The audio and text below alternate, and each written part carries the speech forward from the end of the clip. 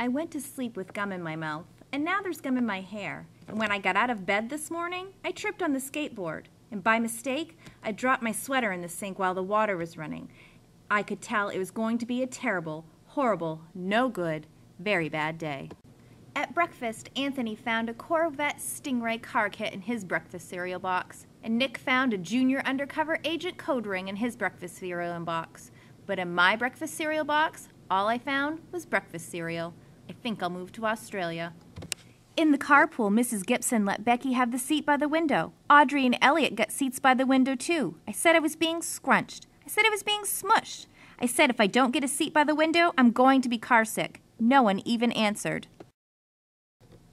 I could tell it was going to be a terrible, horrible, no good, very bad day. At school, Mrs. Dickens liked Paul's picture of the sailboat better than my picture of the invisible castle.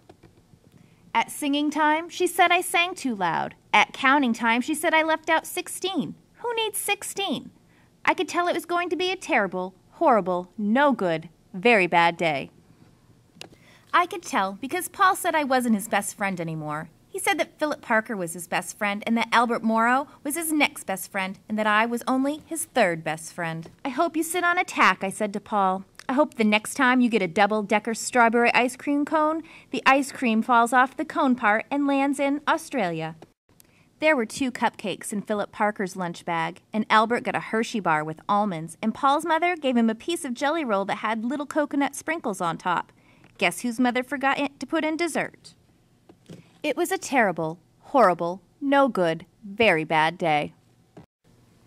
That's what it was, because after school my mom took us all to the dentist, and Dr. Fields found a cavity just in me. Come back next week and I'll fix it, said Dr. Fields.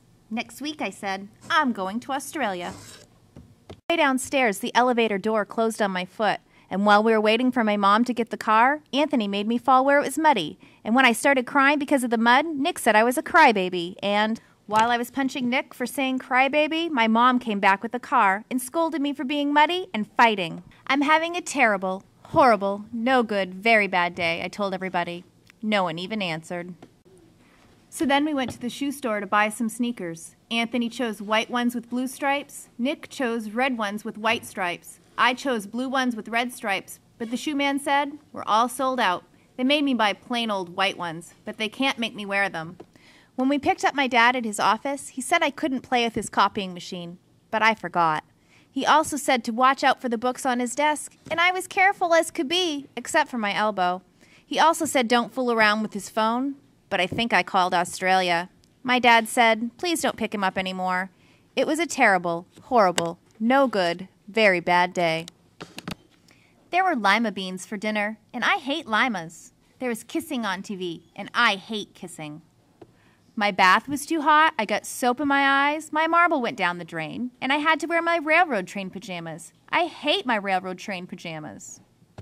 When I went to bed, Nick took back the pillow he said I could keep, and the Mickey Mouse nightlight burnt out, and I bit my tongue.